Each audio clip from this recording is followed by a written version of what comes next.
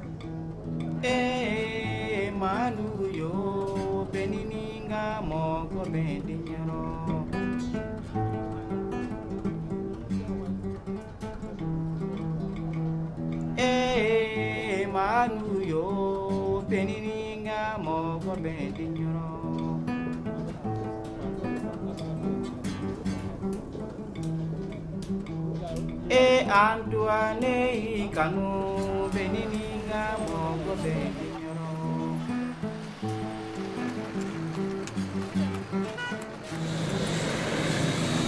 Tomane kanu benininga mogo beninyoro. Salut à tous ceux qui nous écoutent dans les villages environnants, dans les départements. Malgré la distance, bonsoir tout le monde. Dans les pays limitrophes, par exemple, du côté de la Mauritanie, le Mali, la Guinée, par exemple, ou la Gambie. Salut tout le monde.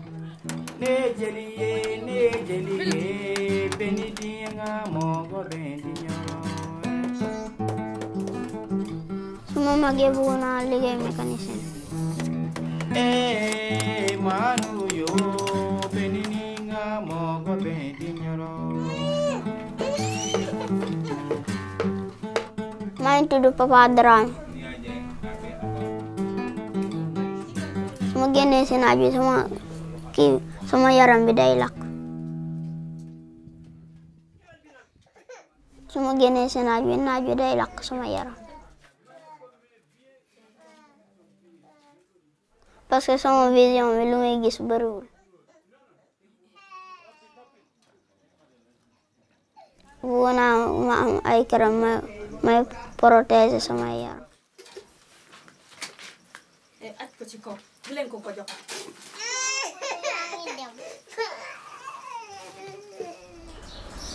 Bon, l'albinisme, c'est une maladie génétique donc, qui est liée à l'absence de la mélanine dans la peau.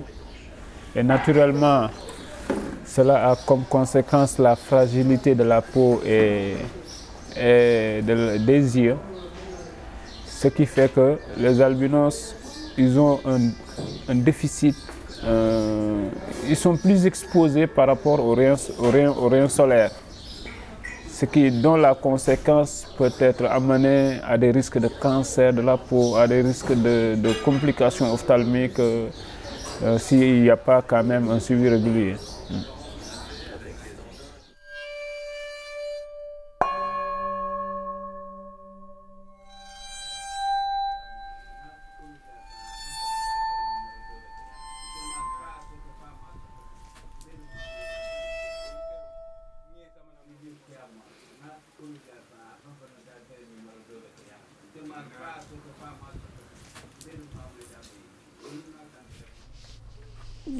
damay sol ma brosu ja ak ma ndikki doo liggéey. naa liggéey kay. liggéey ci biir kër gi. dinaa bale dinaa raas. dinaa fóot sama yére.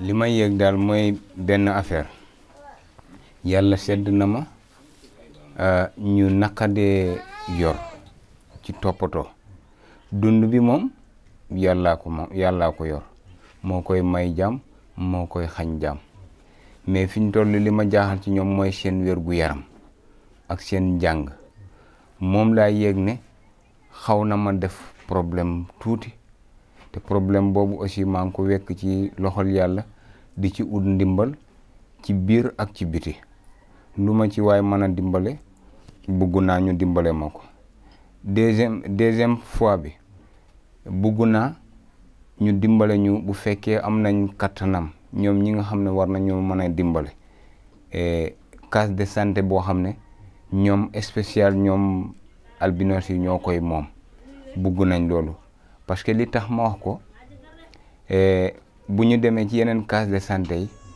mun na am ñu bugg leen a fexel ñu jaar ci médecin yi fexel leen fekk du seen case de santé mais bu dee seen case de santé la mënuñoo jaar fenn ba créer leen.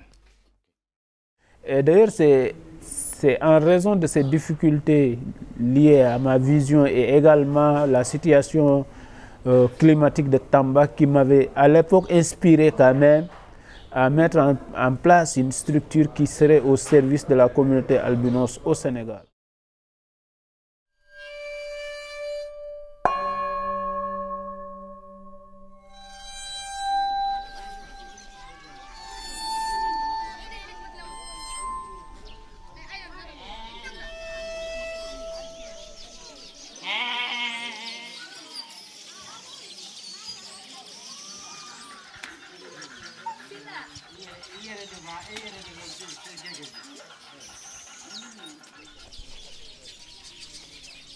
Problème benna nem bora tilena aben sogore abe digina fana plana mumbala itumbe école la nembe tableau ni seke tableau ni nyama fele sebiri na be kembolo flade dindi ni sekaye ora nya karambla bar nyamo ko sorom be sekendema pour que karaninke ore kadini sa wala compagnie kono wende ma pour de lamba ma pour fare kenya utumbe tout sema fana don dia ma ambadum bu bari fana dia ma barobe arrêté la c'est ça nante tout sema soro ante produit soro ante wari soro ante fous. On est contraint de tracasserie douanière, il faut payer la douane, il n'y a pas d'exonération, il n'y a rien. Finalement, il nous arrive que des crèmes soient rapatriés par les donateurs, ce qui est un cas extrêmement difficile. Donc 99%, je peux dire, des albinos en Afrique subsaharienne finissent par mourir de cancer de la peau.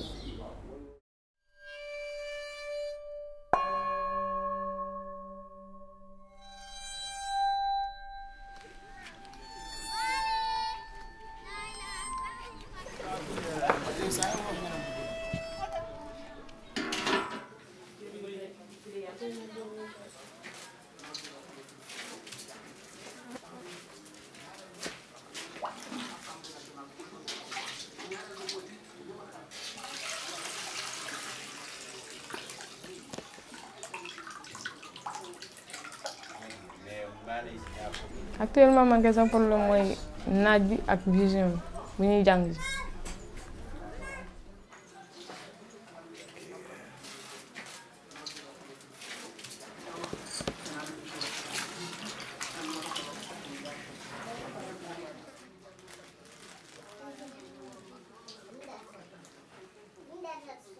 Comme ça ñun ni ñu mel nii xam nga ñun moom amuñu ay moyens te waajur yi ñoo doon liggéey di ñuy jàppale.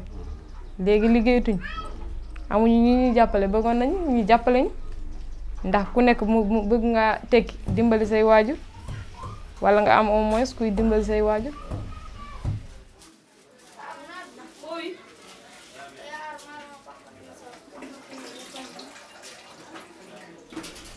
buñ la séenee rek dañuy yuuxu naan di la woo puune fekk de wuñ la dara dañ lay woo rek wala ñu ne tufli leen seen yére yi kii puune la sinon sa yaay day am doom puune.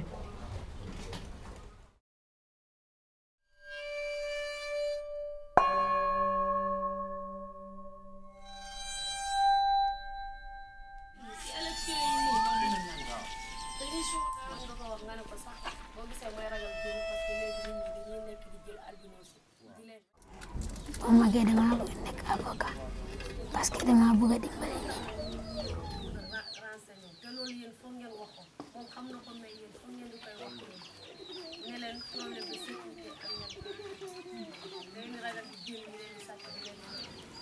nga jàkkaarloo caméra di wax.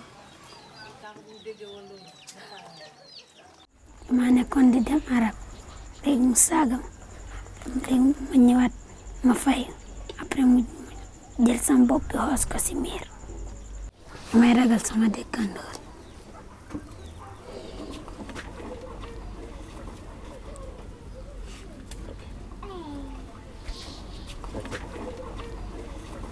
Bon, pour la question des albinos, je pense, à mon avis, c'est un autre problème.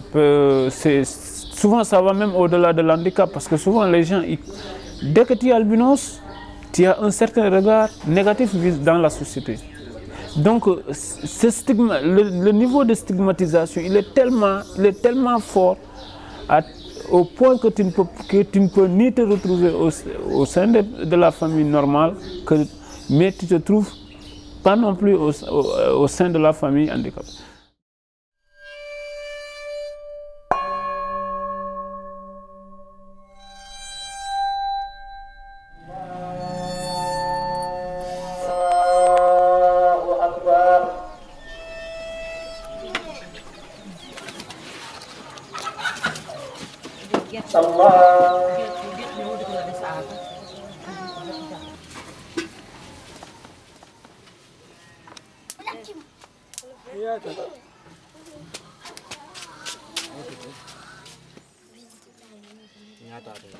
waa day lakk sama yaram te su ma génnee si biti du ma gis bu baax wala su may dem école ñi di ma siis di ma wax man du ma gis.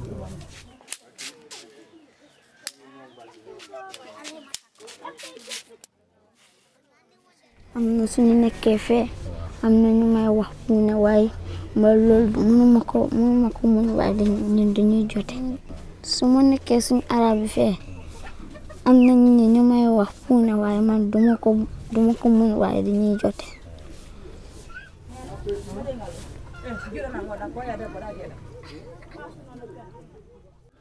taamiɗo hula mi yiɗata o yaha kanko to pour ɓe haalino wonde ma ɓe yiɗi yittude puuliggo sadaka mi yiɗa o yalta ha o jinda ha ɓe nanggamo ayi ara miɗo wonde ngo kulol.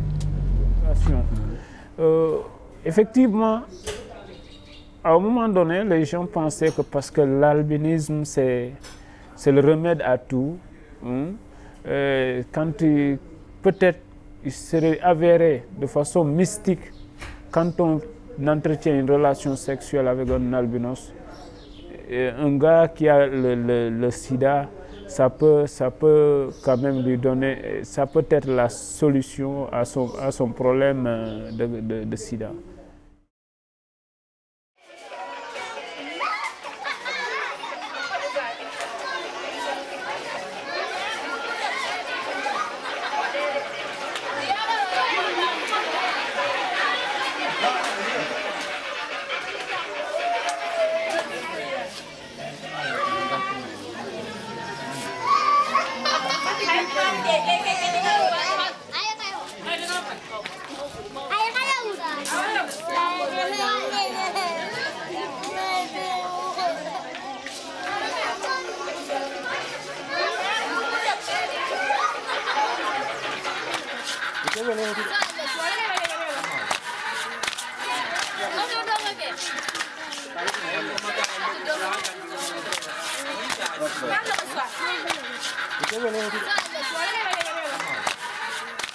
Sans cette attention et cette solidarité collective, je pense que le vécu des albinos sera encore plus désastreuse. Du moment où que les albinos aujourd'hui sont dans une extrême précarité et ils sont quand même souvent victimes quand même de certaines injustices liées à des raisons culturelles. Donc il faut quand même qu'ensemble que nous essayons d'unir notre force pour que au moins nous puissions quand même accorder une attention à la promotion sociale et économique de cette communauté. Deuxièmement, le message fort que nous lançons, c'est de faire en sorte, parce que du Sénégal jusqu'au Cameroun, il n'y a aucun centre médical pour les albinos. Nous, notre volonté, c'est de faire appeler les gens à nous soutenir dans cette dynamique de mettre en place un centre sous-régional, un centre médical sous-régional capable quand même d'assurer un suivi et une prise en charge sanitaire des albinos, non pas seulement du Sénégal, mais pourquoi pas de la sous-région. Lors de nos campagnes de consultation, il nous arrivait d'arriver à Tambacounda où des albinos quittaient en Gambie pour venir se consulter, des albinos quittaient à Kaye pour venir se faire consulter et de façon gratuite. Donc le besoin il est là. Mais si on a un centre médical où on peut prendre quand même de façon régulière, organiser des consultations, assurer les soins chirurgicaux des cas de cancer au Sénégal, vraiment ça amoindrirait les risques quand même de mort de cancer de la peau par les albinos. Et ça c'est un message fort qui nous tient à cœur, que nous lançons.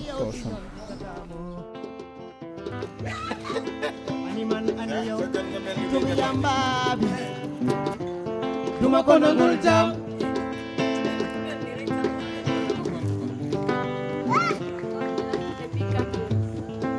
animan aniyo ki jaay ko kay bile duma ko nangul jam ana serveur bi fan la ñu joxañat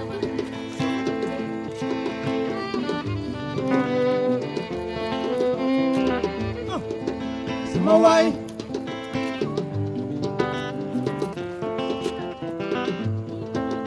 sama waay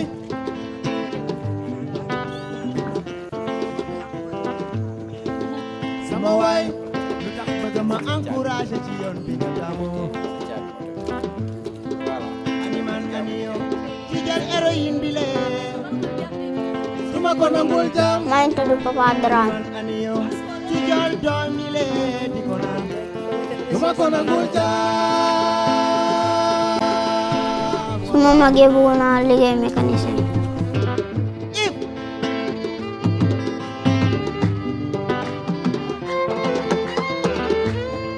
Jarama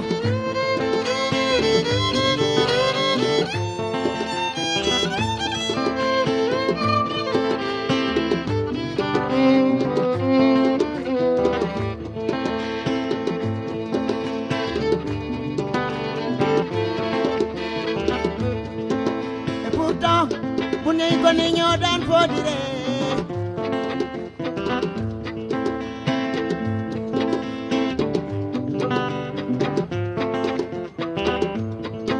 nga xëy ba soppeeku yow mi bëgg ma yóbbaale looy daw bi daanu jëfandikoo loo xam ne baaxul sa wér gu yaram asa lorange la